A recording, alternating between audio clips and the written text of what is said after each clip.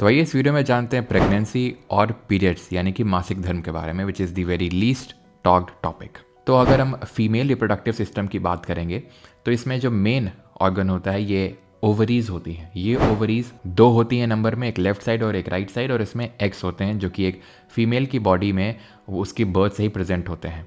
वो प्यूबर्टी जब हिट करती है फीमेल लगभग 11 से 12 की एज में, तब वो एग्स मैच्योर होना शुरू होते हैं, जिसको कि हम मेंस्ट्रुअल साइकिल का फॉलिकुलर फेज बोलते हैं।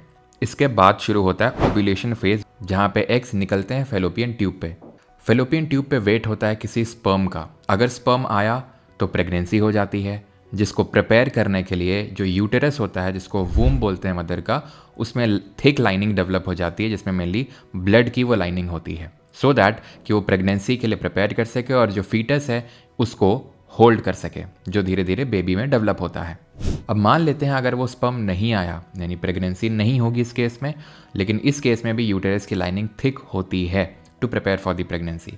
लेकिन जब यूटेरस को पता चलता है कि कोई प्रेगनेंसी नहीं होने वाली है, यानी कि कोई फीटस को उसको होल्ड नहीं करना है, तो उसकी जो ब्लड की लाइनिंग है वो शेड हो जाती है, और यहीं से पीरियड्स होते हैं गर्ल्स को, जो कि रफली 3 to 4 डेज का चलता है ये। और इसमें प्रॉपर सैनिटेशन रखना इज़ वेरी इंपॉर्टेंट। और जो उस पूरे प्रोसेस में, यानी कि पीरियड्स के प्रोसेस में मुझे पूरा टाइम लगता है, वो 28 डेज़ का होता है। पहले 14 डेज़ फॉलिकुलर फेज और अगले 14 डेज़ में ओव्यूलेशन फेज पूरा होता है, यानी 28 डेज़ का cycle.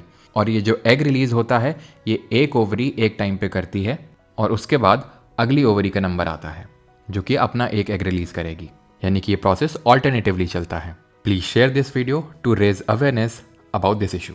And also, I appreciate all the girls and women out there who suffer so much pain in their life cycle until their menopause, यानी कि जब ovulation बंद होता है roughly around 50 की एज तक, they have to suffer so much pain along with the pregnancy also.